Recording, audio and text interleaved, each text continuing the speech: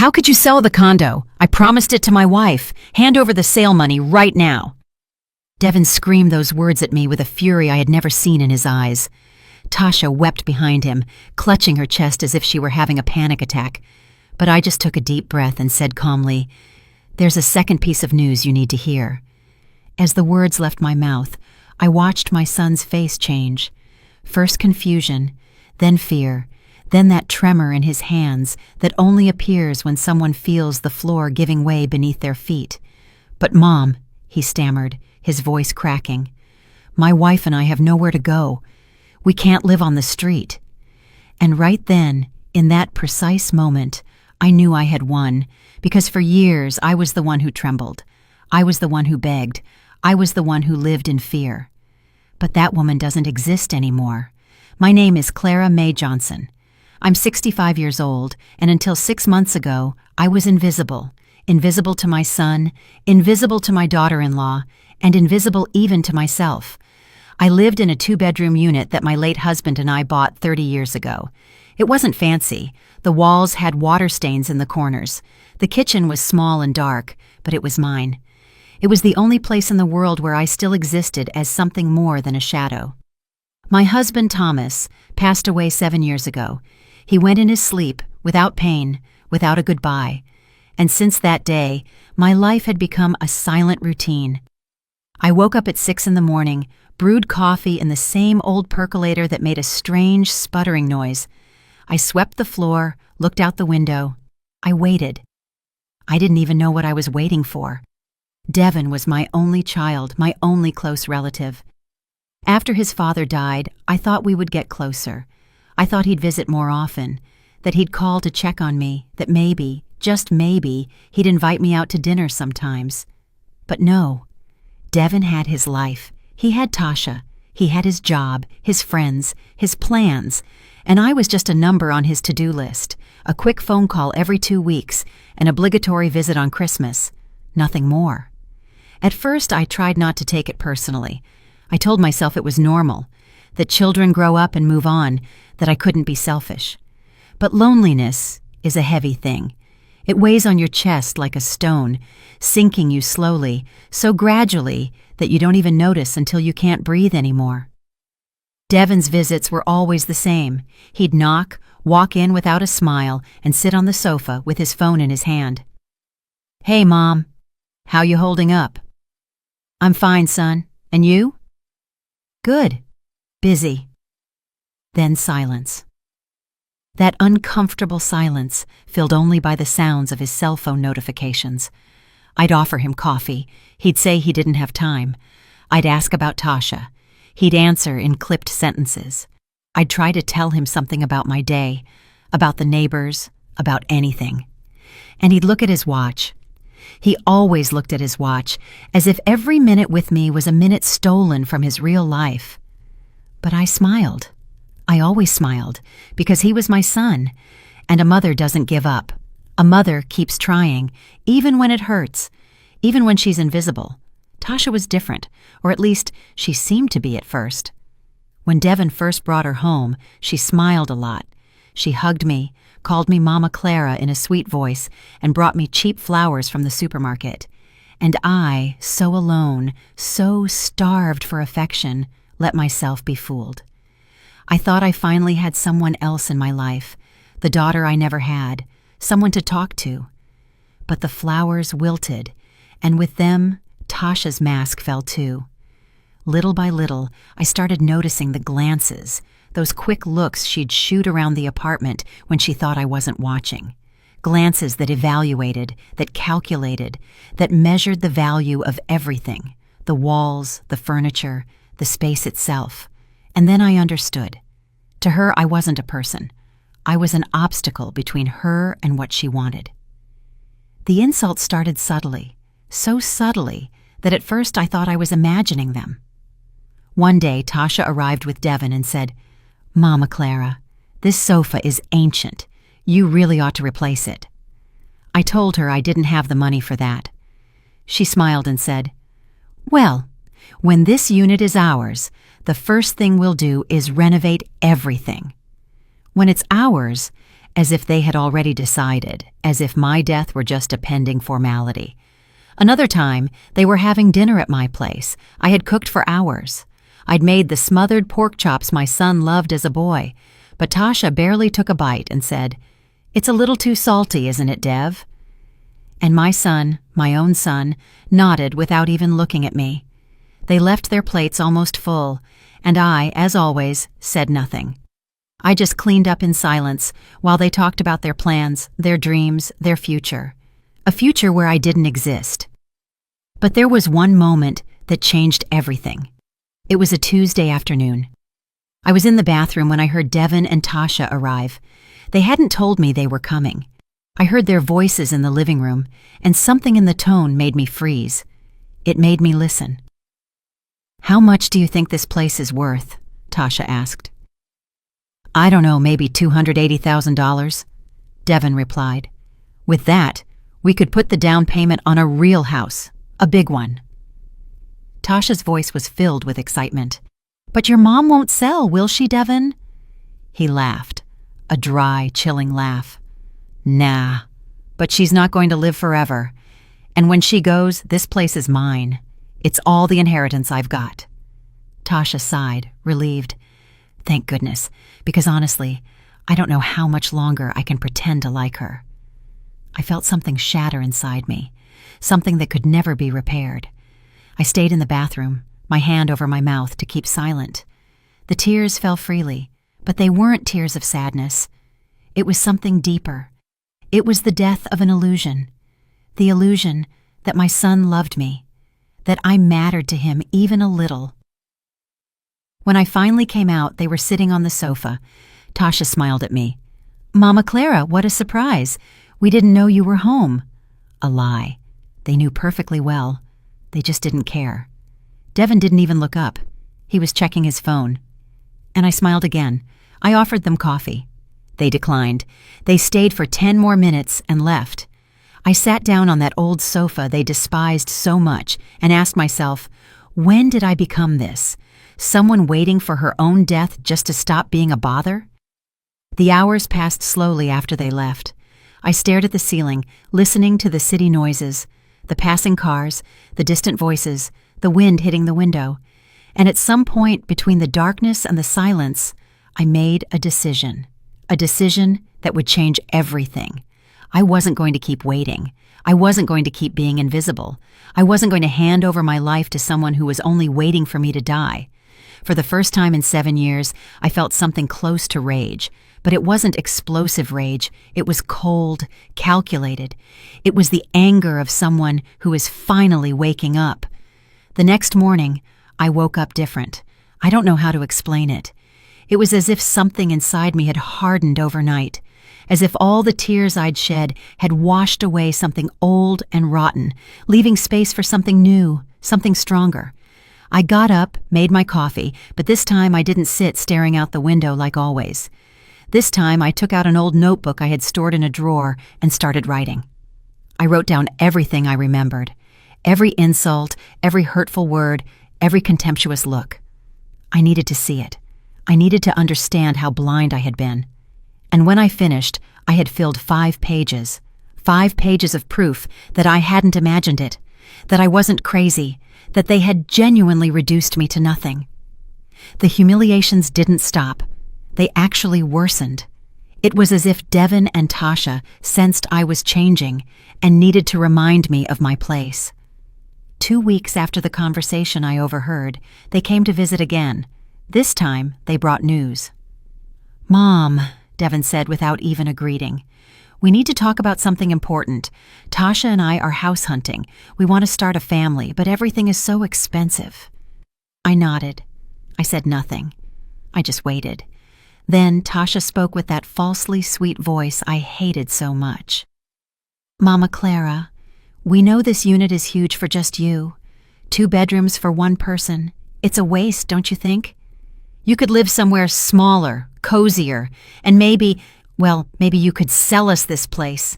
At a fair price, of course. A family price." A family price? The words sounded nice, but I knew what they meant. They meant they wanted me to give away my only asset, to hand over the home my husband and I had paid for with 30 years of hard work, just so they could start their lives without making sacrifices, without working hard like we did. I took a deep breath and told them, "I'm not ready to sell. This place holds too many memories for me." Devin frowned. "Mom, don't be selfish. You won't need it for much longer anyway. At your age, what's the point of clinging to material things? You should be thinking about your son, about your family." Tasha nodded, fake tears welling in her eyes. "But we were really counting on this, Mama Clara. We'd already made plans." Plans. They had made plans with my life, with my home, without even asking me.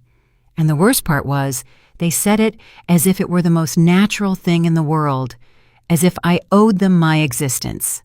I stayed silent. I didn't argue. I just told them I'd think about it. And they left satisfied, certain that sooner or later I would cave, because I always caved. I always ended up giving them what they wanted. But this time, something was different.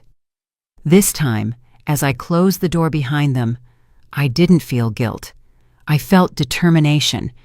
I felt clarity, and I knew exactly what I had to do. 3 more weeks passed. 3 weeks where Devin called me every day. Not to ask how I was, not to see if I needed anything, but just to pressure me. "Mom, have you thought about what we talked about? Mom, we found a perfect house, but we need the down payment money. Mom, don't be difficult." And Tasha would send texts, long messages filled with sad face emojis. "Mama Clara, I know it's hard for you, but think about the grandkids you could have. Don't you want your future grandchildren to have a good home?" Every message was a blow. Every call was a reminder that to them, I was only a means to an end. And the rage kept growing, cold, silent, powerful. Then came the moment that changed everything for good. It was a Friday. I had gone to the bank for a simple task, updating my information, nothing major. But while I was waiting, I overheard 2 women talking.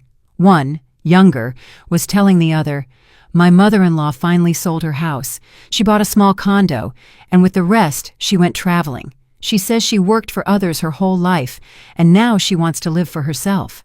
The other woman laughed. "How brave! I wouldn't have the nerve to do that. My family would kill me." And the first one replied, "But it's her money, her life. Why should she need to ask permission?" Those words stuck with me. Why should I need to ask permission? It was my condo, my life, my decision. No one had given it to me. No one had paid a single dollar of the mortgage except my husband and me. And yet, I had spent months feeling like I didn't have the right to do what I wanted with what was mine, that somehow I owed everything to Devin just for being my son. That wasn't love. That was manipulation. And I had allowed myself to be manipulated for too long. I left the bank with a clear idea, so clear that my own boldness startled me. But I didn't stop. I couldn't stop. It was now or never. That same afternoon, I searched online for real estate agencies. I found one with good reviews and called. A kind voice answered. "Good morning. How can we help you?" And I, my voice only trembling slightly, said, "I want to sell my condo fast. No big advertising, no letting too many people know." The woman on the other end asked a few questions. Address, size, condition. Then she said, "We can send someone out tomorrow to do an appraisal." "Perfect," I replied and hung up. I sat on the sofa with the phone in my hand, feeling my heart pound. I had just taken the first step, and there was no turning back. The next day, the agent came, a man in his 40s with a gray suit and a professional smile. He toured the apartment, took pictures, made notes, and finally told me, "Mrs. Johnson, this place could sell for around $280,000, maybe a little more if we do some minor repairs. But if you want to sell fast, like you said, we could get $250,000 in less than a month." I nodded. "Let's do it." He looked surprised. "You don't want to consult with your family first? Most people—" I cut him off. "I don't need to consult with anyone. It's my decision." He smiled, handed me the papers to sign, and a week later there was an interested buyer, a young couple who needed to move quickly for a job. They offered $270,000 cash, no financing, no complications. I accepted immediately. During all this time, I said nothing to Devin. He kept calling, kept pressuring. "Mom, have you decided? We need an answer." Tasha is getting anxious, and I answered with evasions. "I'm still thinking, son. Give me a little more time." He would grunt in frustration, but he didn't push too hard because he was sure I'd eventually cave, just like always. But while he waited confidently, I was signing papers, closing the sale, receiving the money in my bank account, and looking for a new place for myself, a smaller one-bedroom unit in a quiet neighborhood. It cost $175,000. I bought it outright, no mortgage, no debt. And the rest of the money, over $100,000, I put into an investment account the bank recommended. The move was quick. I hired a small company. I packed only the essentials: clothes, some books, photos of my husband, the memories that truly mattered. I sold or gave away the rest. I didn't need much. I never had. And 3 weeks after making the decision, I was already living in my new condo. It was small, yes, but it had natural light, a functional kitchen, a clean bathroom, and most importantly, it was entirely mine. No one had a key. No one had set foot in that place before me. It was my space, my new beginning, and for the first time in years, I felt at peace. But I knew the storm was coming. Devin still didn't know anything, and when he found out, all hell would break loose. So I prepared myself. I put all the sale documents in a binder. I printed bank statements showing where the money was, and most importantly, I had secretly recorded the last conversations with Devin and Tasha.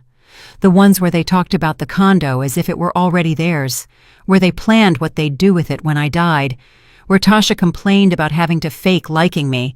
I had all the evidence, and I was ready. The call came on a Tuesday afternoon. I was arranging the last books on the shelf of my new condo when the phone rang. It was Devin. His voice sounded strangely cheerful. "Mom, hey, good thing you answered. Tasha and I want to take you out to dinner this Friday. Haven't spent time together in a while." I paused. Devin never invited me out to dinner. Never. "Sure, son. What time?" 7. "We'll pick you up. And don't worry about a thing. Our treat." I hung up and knew exactly what was happening. They had decided to change strategies. Direct pressure hadn't worked. Now came the soft manipulation, the fake gestures of affection, the forced kindness. But I was no longer the same naive woman as before. This time, I knew exactly what to expect. Friday arrived, and I dressed carefully. I put on a chocolate brown dress I'd bought years ago, but rarely wore. I combed my hair, put on a little makeup. I wanted to look strong. Devin arrived right on time. He rang the bell at the old condo, the one that wasn't mine anymore. I waited a few seconds before going down. When I left the building, I saw him standing next to his car, frowning and looking at his phone. "Mom!" he shouted when he saw me. "What took you so long? I was about to come up." "I had to get ready," I replied calmly. We got in the car. Tasha was in the passenger seat. She turned to me with a huge smile. "Mama Clara! So good to see you. You look so sharp." Her words were honey, but her eyes were ice. We went to an Italian restaurant. It wasn't luxurious, but it wasn't cheap either. Devin chose a corner table, away from the noise, away from other people. A perfect spot for a private conversation. We ordered food, pasta for Tasha, steak for Devin. I ordered a simple salad. I wasn't hungry. My stomach was tied in a knot. Not from fear, but from anticipation. For the first few minutes, they talked about trivial things. Devin's work, a friend of Tasha's who got married, the weather. I just listened, nodded, and smiled when necessary.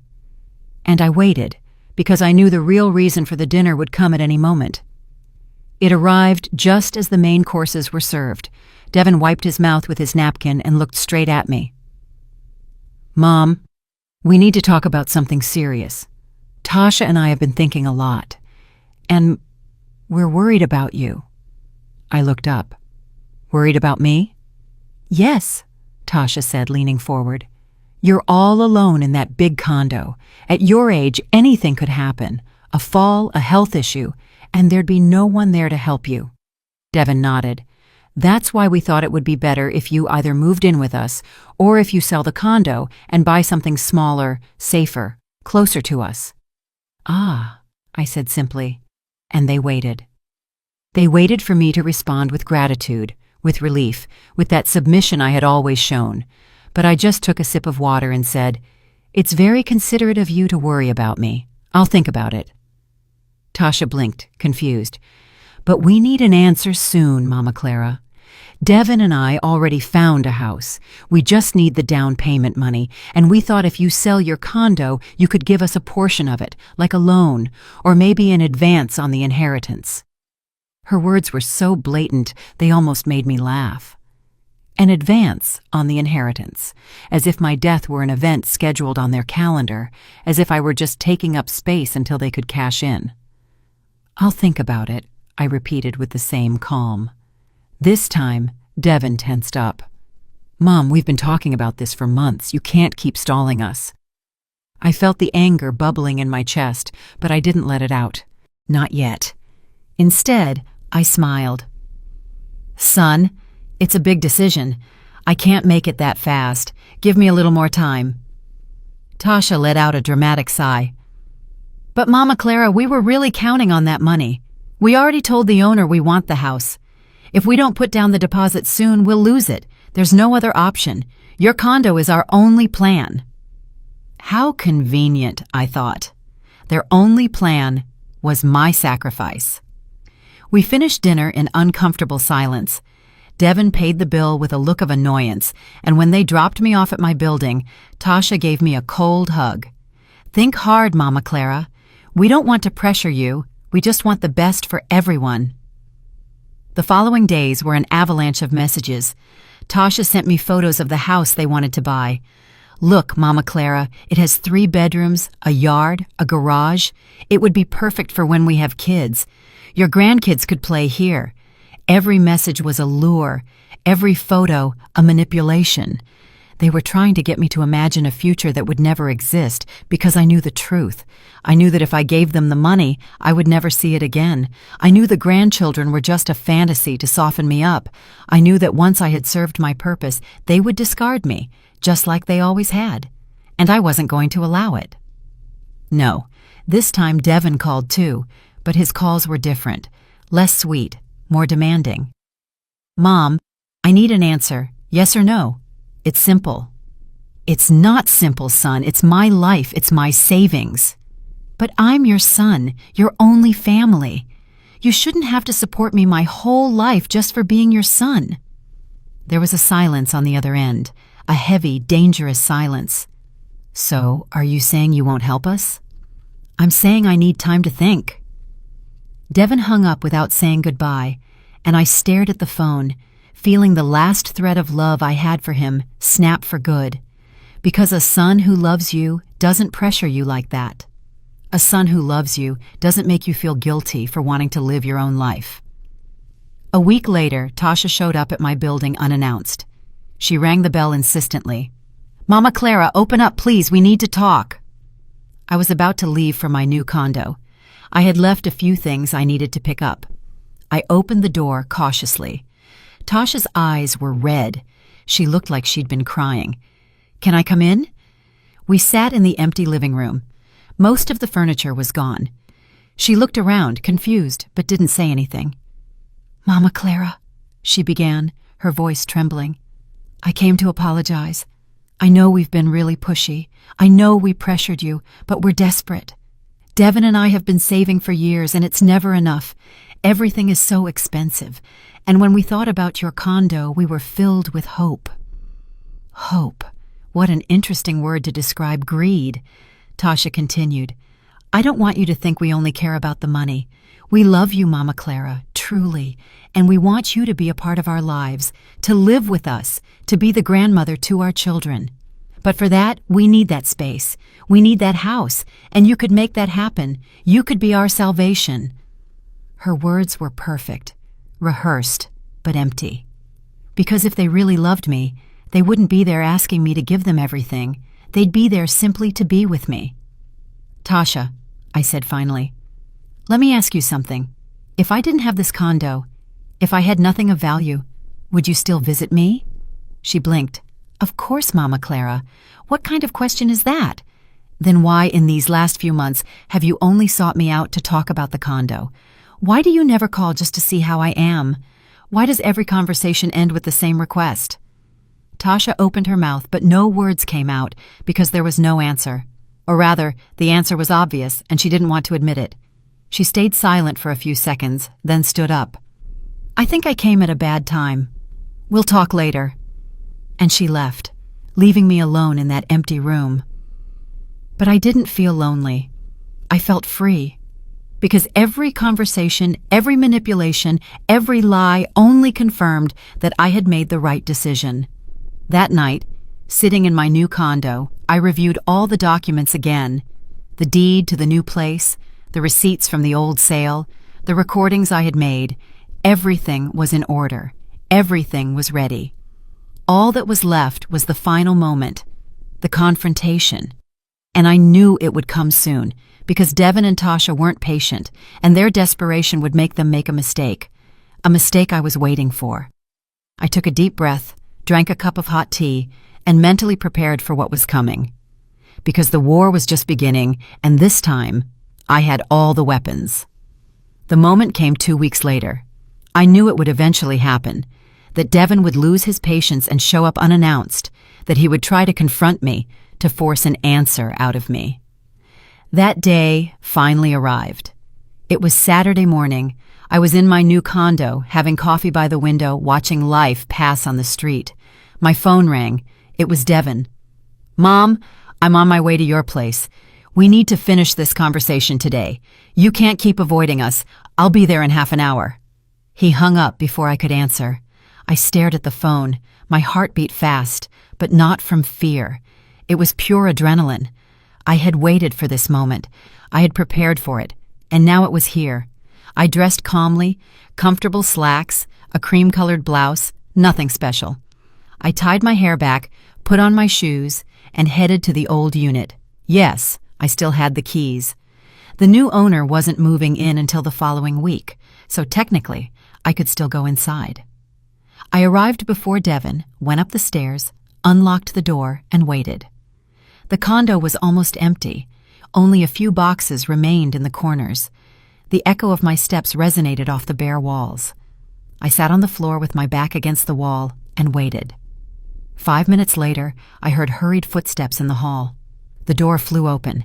Devin burst in like a hurricane. Tasha followed behind him.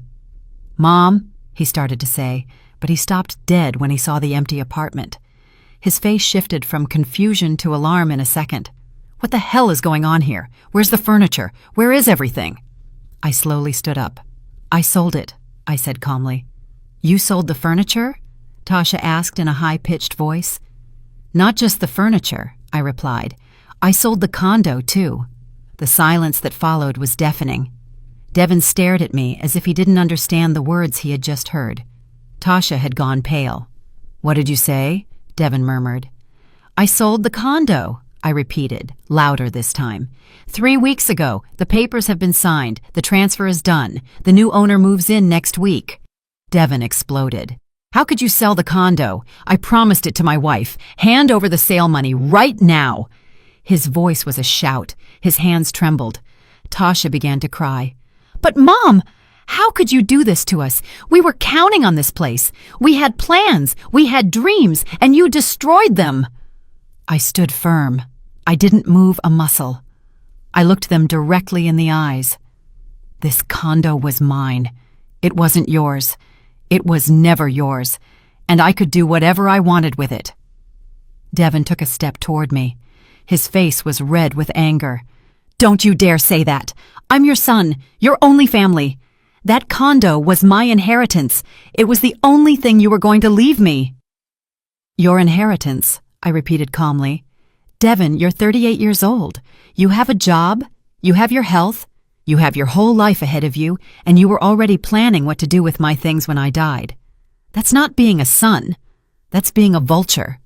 Tasha shrieked, offended. How dare you talk to him like that? He gave you everything. He took care of you after your husband died." I gave a bitter laugh. "Took care of me?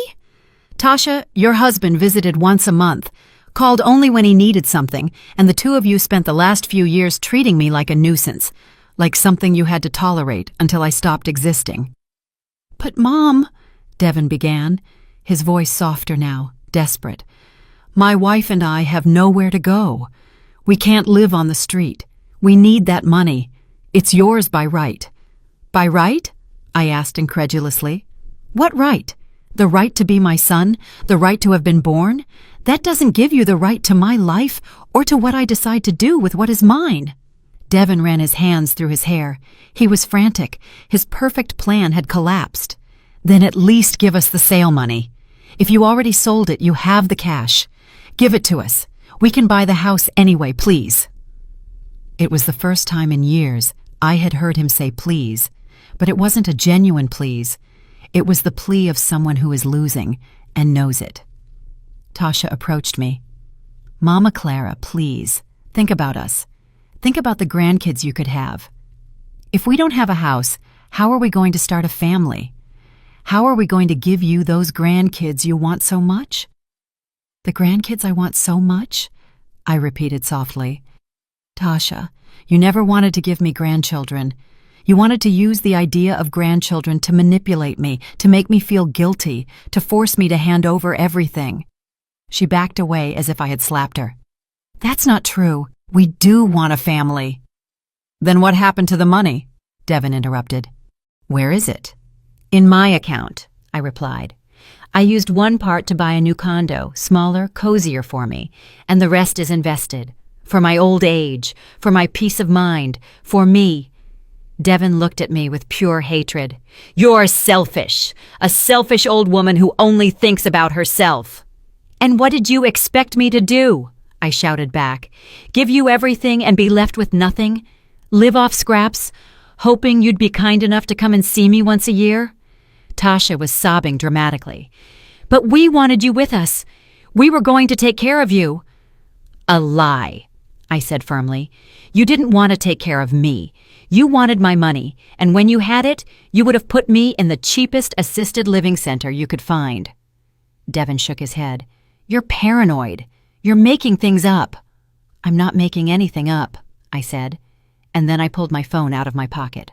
"I have proof." "Proof of what?" Tasha asked, her voice shaking. "Of everything. Of every conversation where you talked about me as if I were already dead. Of every plan you made behind my back. Of every cruel word you said, thinking I couldn't hear you." The color drained from Devin's face. "You recorded us?" "I recorded you," I confirmed, "because I needed to be sure I wasn't imagining things. I needed proof that you truly only saw me as a means to get what you wanted." Devin took a step toward me, his fists clenched. "Give me that phone right now." "No," I replied, stepping back. "These recordings are my insurance, just in case you decide to do something stupid." "Like what?" Tasha asked. "Like trying to sue me? Like trying to take away what's mine? Like trying to invent that I'm senile or incapable of making decisions? I've seen enough stories to know how this works." Devin gave a humorless laugh. "You're crazy, completely crazy." "Maybe," I said. "Or maybe I finally regained my sanity after years of letting myself be walked all over." There was a moment of tense silence. The three of us stared at each other. The air was thick with rage, pain, and truths that had finally come to light. Then Tasha spoke, her voice cold. "We'll never forgive you for this. Never." "I can live with that," I replied. Devin pointed toward the door. "Come on, Tasha. There's nothing left for us here." She followed him, but before stepping out, she turned to me. "I hope that money makes you happy, Mama Clara, because it's going to cost you your only family." "It cost me my family a long time ago, Devin," I said. "I just didn't realize it until now." They left, slamming the door. The sound echoed in the empty condo. I stood there, alone. But I didn't feel lonely. I felt victorious. I felt free. For the first time in years, I had defended what was mine. I had said no, and I had survived. I sat on the floor again. My legs were trembling from the adrenaline. My heart was still racing. But there was something else, something warm in my chest. It was relief. It was peace. It was the feeling of having taken my life back. I stayed in that empty condo for almost an hour, sitting on the floor, looking at the bare walls, processing everything that had just happened. I didn't regret it. Not for a second did I doubt my decision. But there was something in the air, a feeling of finality, of closure. This place had been my home for 30 years. I had cooked thousands of meals here. I had mourned my husband's death here. I had grown old in solitude here, and now, here, I had reclaimed my freedom. I stood up slowly, walked through every empty room, touching the walls with my fingertips. "Thank you," I whispered. "Thank you for everything." And I left, closing the door behind me for the last time. When I arrived at my new condo, the contrast was absolute. The windows let in natural light.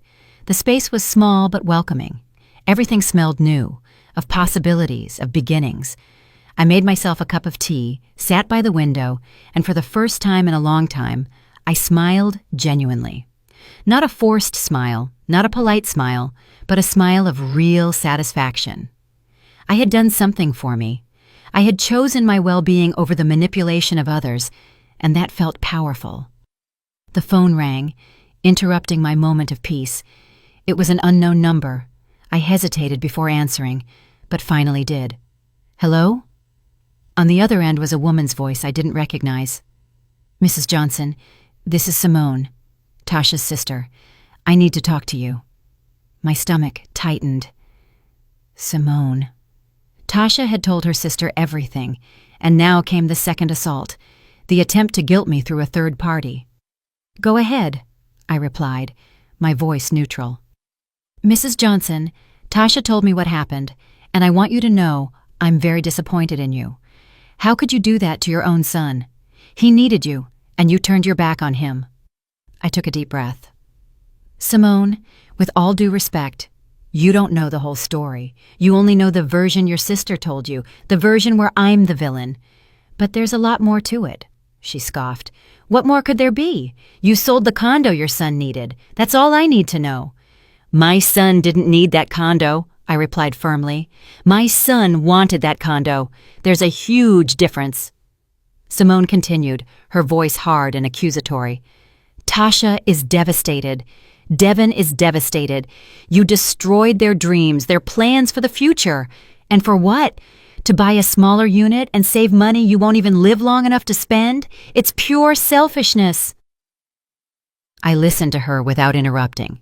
I let her say everything she had to say, and when she finally fell silent, waiting for my response, I spoke with a calm that surprised even me.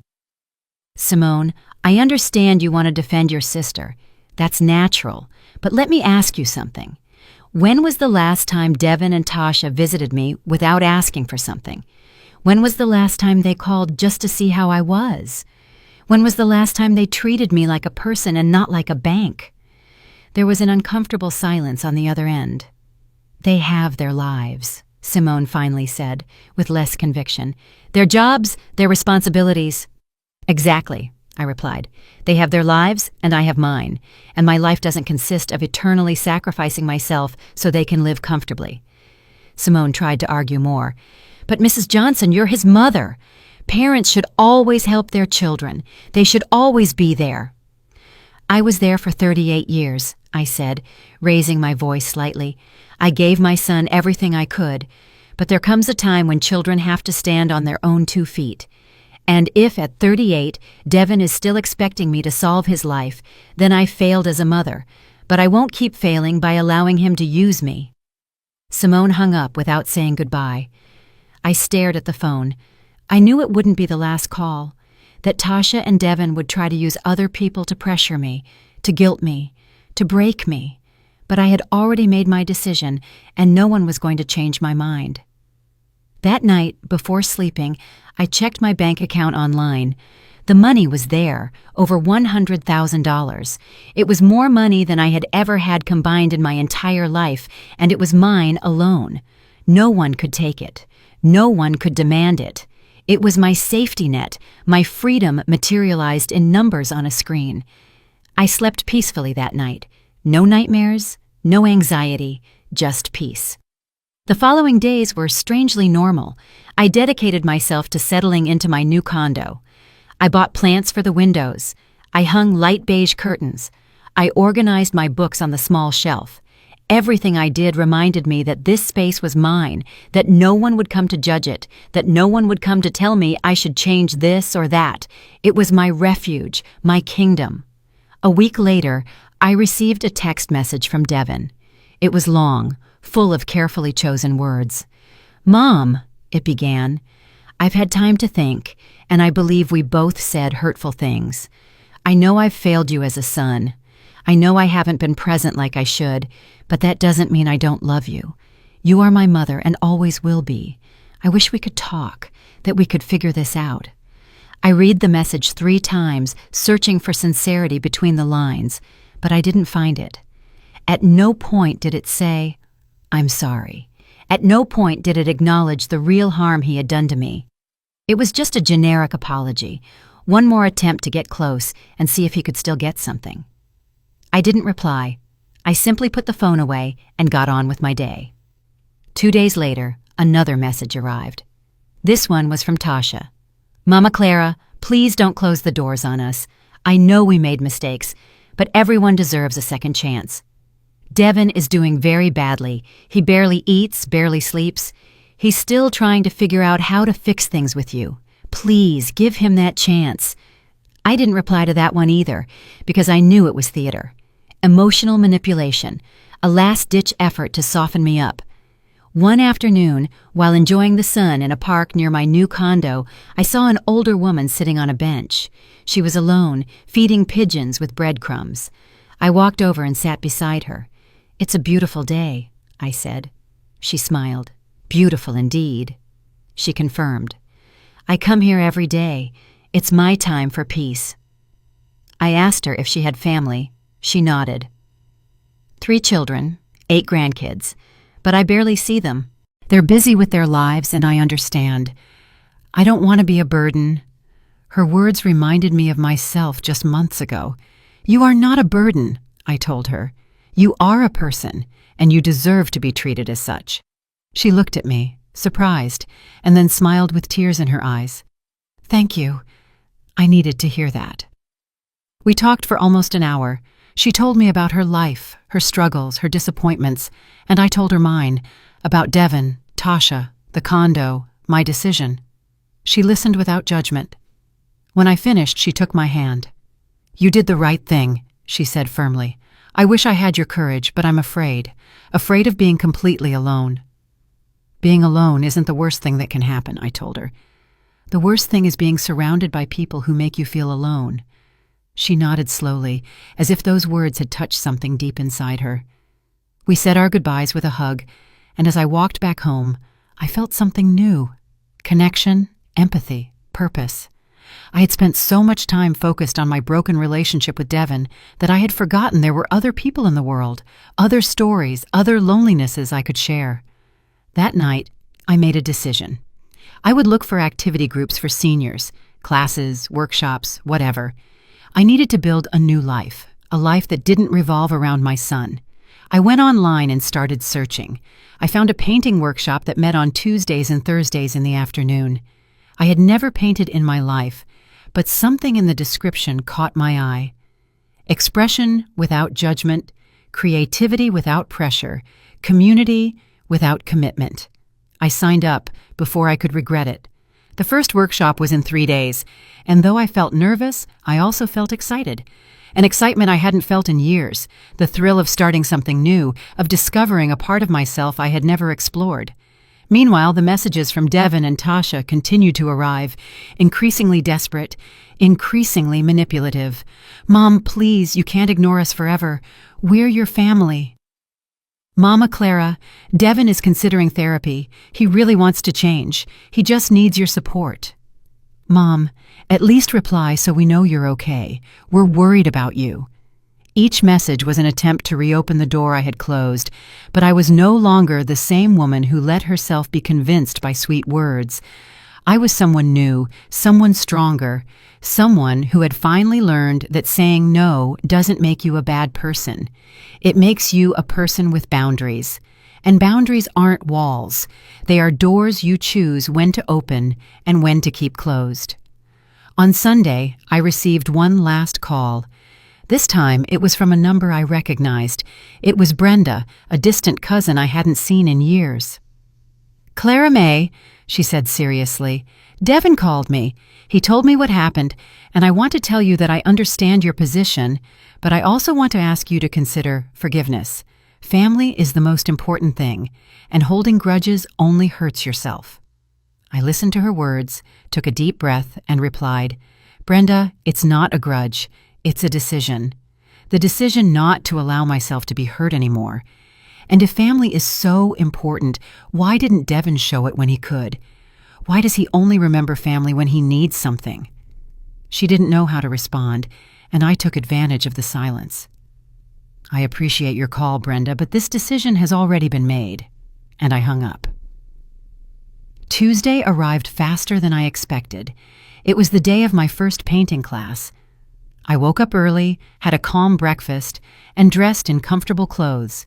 Gray slacks, a soft ivory blouse. Nothing special, but I felt good.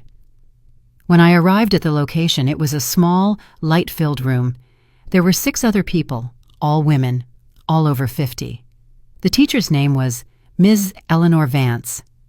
She had white hair pulled back in a messy bun and a warm smile that made you feel immediately welcome. "Good morning," she said softly. "Today, we're not going to worry about making anything perfect. We're just going to let our hands express what we feel." And so my new life began. At first, I felt clumsy.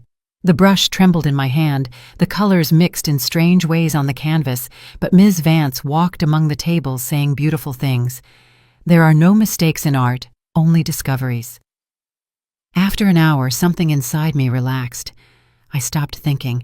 I stopped judging every stroke, and I simply painted. I don't know what I was creating. It was abstract, chaotic, but it was mine. And when the class ended, I felt lighter, as if I had let out something I had been holding on to for years. The other women also shared their work. Each one had a story. Each one had her battles, and no one judged anyone else. It was a safe space, a space where I could just be Clara May, not someone's mother, not someone's widow, just me. After the class, one of the women approached me. Her name was Ruth Baker. She had short, curly hair and an infectious laugh. "It's your first time, right?" she asked me. "Yes," I replied. "It shows, but in a good way. You clearly have a lot to get out." We laughed together. She invited me to grab coffee. We went to a nearby cafe, and as we drank our hot cups, Ruth told me her story. She had been married for 40 years. Her husband died 3 years ago, and her children lived in other cities. They visited once a year if she was lucky. "I was so depressed at first," she told me. "I felt like my life was over. But one day, I decided that if no one was going to live my life for me, then I had to do it myself. And here I am, painting, dancing, living." Her words resonated deeply with me. That was exactly what I was doing, reclaiming my life.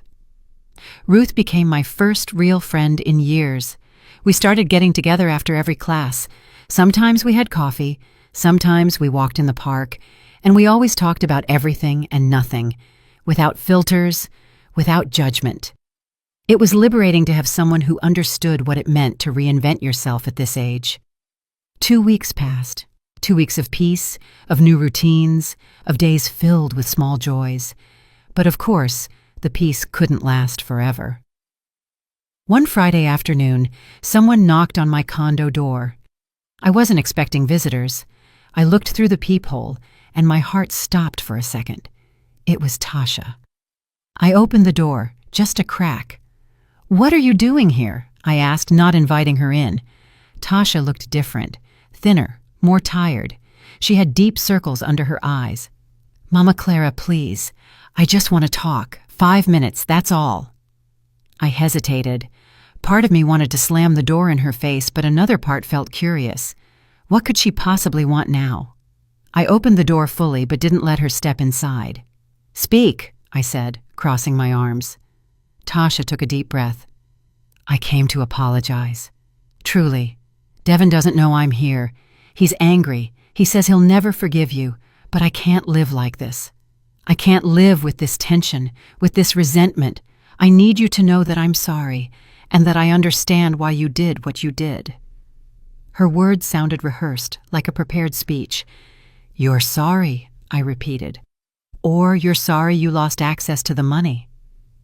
Tasha lowered her gaze. "I know you think we only cared about the money, and maybe at first we did, but we weren't bad people, Mama Clara. We were just desperate, scared of the future, and we saw your condo as the solution to all our problems. But that didn't give us the right to treat you the way we did."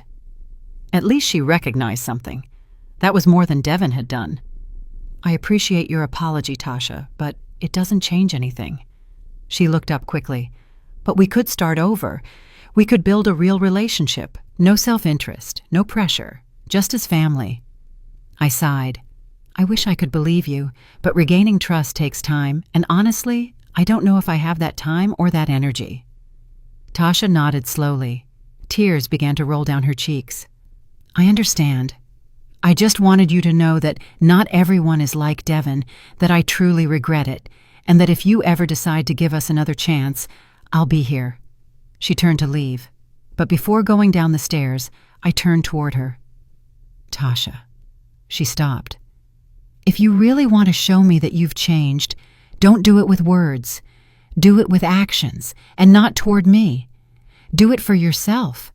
Build your life without depending on inheritances, without waiting for others to solve your problems. That's the only way I could ever consider you someone truly different." She nodded and left. I don't know if she would really change. Probably not. But at least she had attempted something Devin never did, acknowledging her error. That night, I sat down and thought about everything that had happened over the last month. I had sold my condo, I had confronted my son, I had set boundaries, I had started painting, I had made a friend, I had regained my dignity.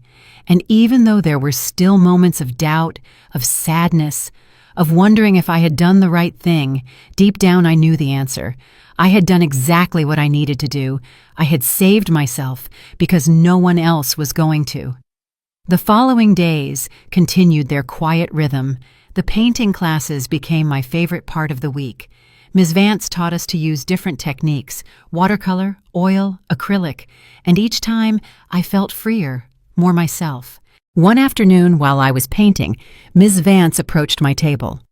"Clara May," she said softly, "can I ask you something?" "Of course." "Have you noticed how your painting has changed since you started?"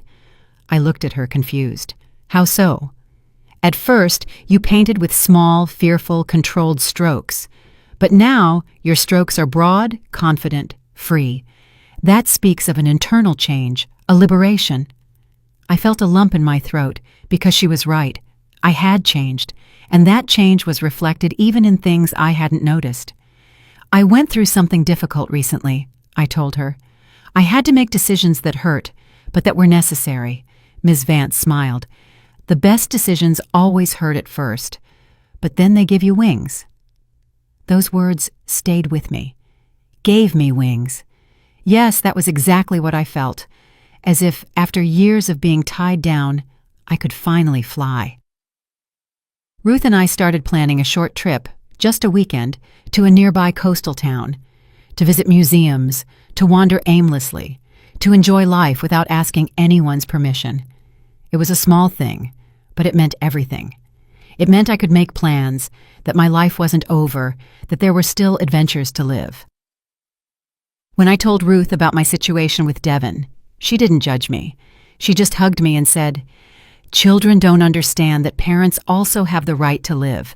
They think we were born just to serve them, but you taught them something important. You taught them boundaries." 3 months had passed since the confrontation. 3 months of tranquility, of new routines, of painting, of friendship with Ruth, of afternoons in the park, of evenings reading on my small but comfortable sofa. My life had found a rhythm that made me happy. It wasn't an explosive happiness. It was a calm, deep, real happiness. But as often happens, just when you get used to the peace, the past knocks on your door again. It was a Saturday morning. I was brewing coffee when the doorbell rang. I wasn't expecting visitors. I looked through the peephole and my heart paused for a second. It was Devon. Alone. Without his wife.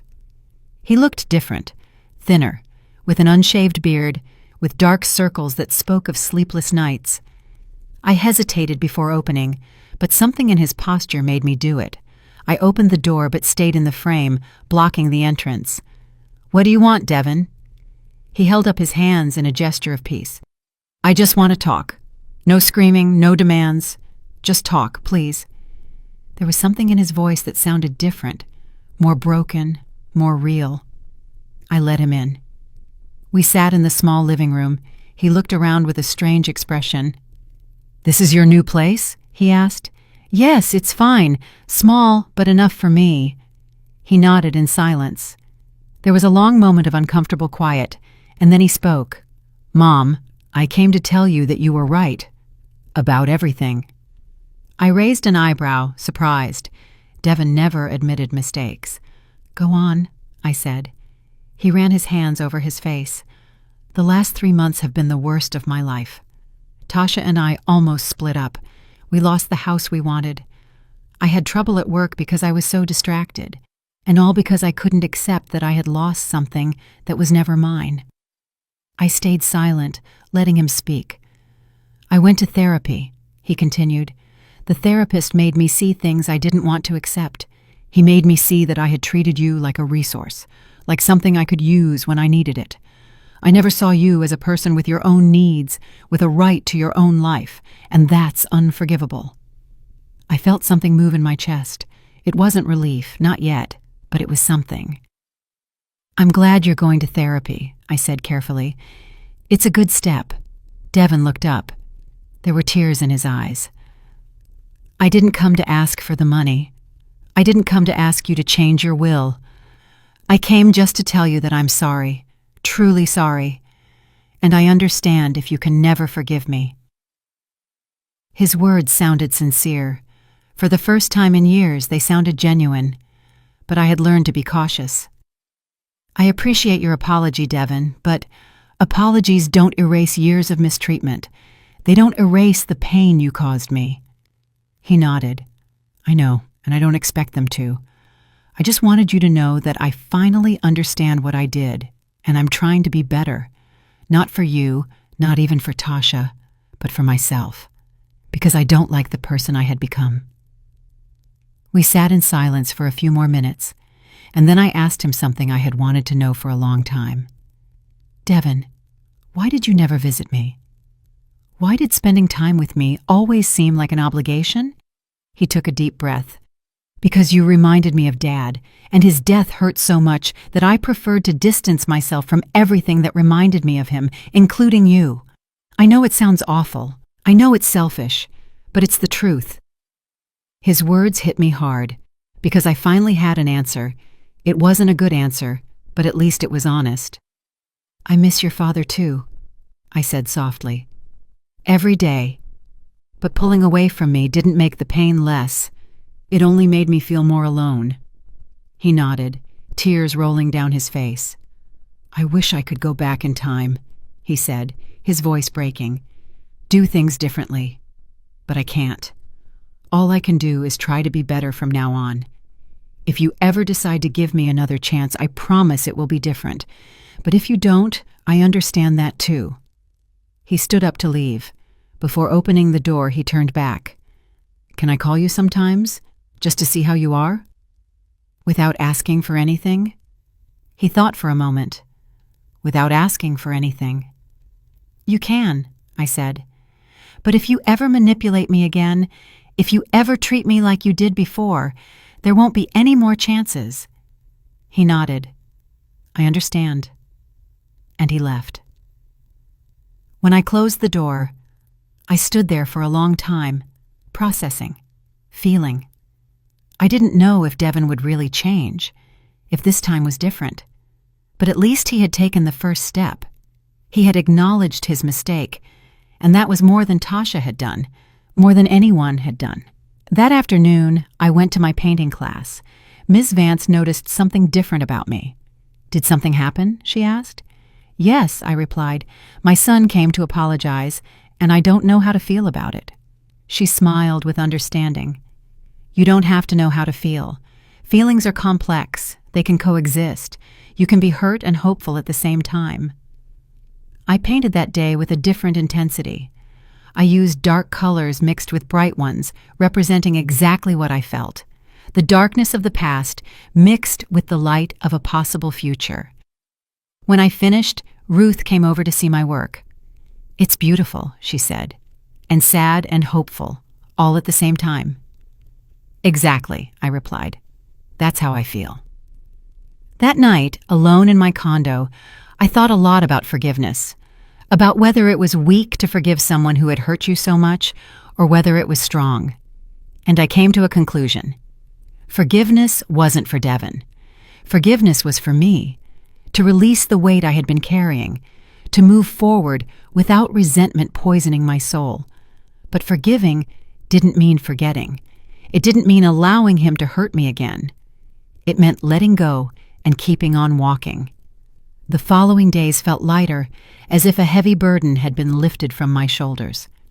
Devin called me twice that week, short, simple conversations, asking how I was, briefly telling me about his day, not asking for anything, not manipulating.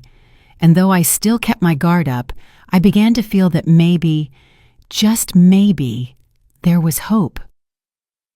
Ruth and I finally took our trip. We went to a coastal city. We walked along the beach, visited art galleries, ate seafood in small restaurants, and I laughed. I laughed truly, with my whole body, with my whole soul. I laughed in a way I hadn't laughed in years. And in one of those moments, walking along the shore with my feet in the cold water, Ruth told me something I'll never forget. "Clara May," she said, taking my hand, "I'm proud of you, of how you defended yourself, of how you reclaimed your life. You are braver than you think." Her words filled me with an emotion that was hard to describe, because for so long I had felt weak, cowardly, invisible. But now someone saw me as brave, and maybe she was right. Maybe I had been brave all this time without realizing it. Bravery isn't the absence of fear, it's acting despite it, and I had done exactly that. 6 months had passed since that day of confrontation. Half a year of learning to live again, of discovering who I was without the chains of guilt, without the weight of others' expectations. It was a Sunday morning. The sun streamed through my window, illuminating the plants that now filled every corner of my small condo. I got up without haste, made my coffee, and sat by the window as I did every morning. But this time, there was something different in the air, a feeling of completeness, of full closure. My phone vibrated. It was a message from Ruth. "Ready for the exhibition today?" I smiled. Today was a special day. Ms. Vance had organized a small exhibition of her students' work, and I had decided to participate. I dressed carefully, an olive green dress I had bought the week before. I combed my hair, applied light makeup, and looked in the mirror. The woman who looked back was different from the one 6 months ago. There was something in her eyes, strength, peace, dignity regained. I arrived at the art hall an hour early. My 3 paintings were already hanging on the wall. The first was dark, full of grays and blacks. It represented my life before. The second was chaotic, bright colors mixed with shadows. It represented the conflict, the awakening. And the third was luminous, full of yellows and oranges. It represented my present, my freedom. Ms. Vance approached me with a huge smile. "Clara May, your work tells a complete story. It's beautiful to see your evolution." People started arriving, other students, family members, friends. Ruth arrived with a bouquet of wildflowers for me. "I'm so proud of you," she said, hugging me tightly. We walked among the works. Each one told a different story. Each woman had captured her battles on those canvases, and there was something powerful in that, in seeing how pain could transform into beauty, in seeing how creativity healed. I was explaining the meaning of my second painting to a woman when I heard a familiar voice behind me. "Mom." I turned slowly. Devin was standing in the doorway, alone, holding a small bouquet of wildflowers. He looked nervous, unsure, as if he didn't know if he was welcome. I approached him with measured steps. "What are you doing here?" I asked, without hostility, but with caution. "You told me about this exhibition," he replied, "and I wanted to come. I wanted to see what you've been doing, if you'll let me." I looked him in the eyes, searching for a hidden agenda, but I only saw genuine curiosity. "It's okay. You can stay." His face lit up with relief. We walked together to my paintings. He observed them in silence for a long time, and then spoke softly. "This first one is how you felt before, right?" I nodded. "And this third one is how you feel now?" I nodded again. He pointed to the middle one, the chaotic painting. "And this one? This is me. I'm the chaos that interrupted your darkness, but also the one who pushed you toward the light." His words surprised me with their depth. "I hadn't thought of it that way," I admitted. "But you're right." Devin turned to me. "Mom, I've done a lot of thinking these past few months. I've worked on myself, and I realized something. You didn't take anything away from me. You gave me something I never had. You gave me an example of what it means to defend yourself, of what it means to live with dignity, and even though it hurt at the time, I understand it now." I felt a lump in my throat. "I don't know what to say." "You don't have to say anything," he replied. "I just wanted you to know that, and I wanted to give you this." He handed me the flowers. "They're not much, but I chose them myself. No help from Tasha, no consulting anyone. Just thinking about you." I took the flowers with trembling hands. They were simple, but beautiful. "Thank you," I whispered. Devin stayed at the exhibition for 2 hours. He talked to Ruth, to Ms. Vance, to other students, and for the first time, I saw him genuinely interested in my life, in what I had built. Before leaving, he hugged me. It was a different hug. It wasn't the mechanical hug from before. It was a real, heartfelt embrace. "I'm proud of you, Mom," he said, "and I'm sorry it took me so long to tell you." When he left, Ruth approached. "That's your son?" I nodded. "He's changed, or at least he's trying to." She smiled. "Sometimes people need to lose something to appreciate it. Maybe your bravery taught him an important lesson." "Maybe," I replied. "Only time will tell. But it's no longer my responsibility to fix him. That's his own battle, and I have mine. My battle is to keep growing, to keep living." A week later, I received a letter. It was from Tasha. I opened it curiously. "Mama Clara," it began, "I don't expect you to forgive me. I don't even expect you to reply. I just want you to know that Devin and I separated, not because of you, but because we both finally realized that we had built a relationship on the wrong foundation, on expectations, on dependency. Now we are both working on ourselves, and maybe someday, if fate allows, we can be better people. Thank you for teaching me that saying no is also an act of love, self-love." I folded the letter slowly. I didn't feel joy over their separation, but I didn't feel sadness either. I felt neutrality. I felt that everyone was finding their own path, and that was okay. The following months continued their quiet rhythm. Devin called me once a week, simple conversations, no demands, no manipulation, just genuine questions about my life. And I shared. I told him about my paintings, about Ruth, about the books I was reading, and he listened. He truly listened. I don't know if our relationship will ever be what it was, but honestly, I don't want it to be what it was. I want something new, something healthier, something built on mutual respect and not on obligation. 1 year after the confrontation, I was sitting in the same park where I had met the woman feeding the pigeons, and I saw her again, sitting on the same bench. I walked over with a smile. "Do you remember me?" She looked up, and her eyes lit up. "The brave woman! Of course I remember you." We sat together. I told her everything that had happened. She listened intently, and when I finished, she took my hand. "You did more than save yourself. You saved me too. After our conversation, I took your advice. I set boundaries with my children, and guess what? Some got angry, but others understood. And now I have a more honest relationship with them. Thank you." Her words filled me with deep emotion because I had made a difference, not just in my life, but in someone else's. That night before sleeping, I wrote in a diary I had started keeping. Today marks 1 year since I made the hardest decision of my life, 1 year since I chose my dignity over the approval of others. And I can say with total honesty that I don't regret it. I learned that love is not constant sacrifice, that family is not blind obligation, that forgiveness is not forgetting, and that old age is not the end. It's just another chapter, a chapter where I can finally be who I always should have been. I belong to no one now. I am simply me, and that is more than enough. It is everything. I closed the diary, turned off the light, and fell asleep with a smile.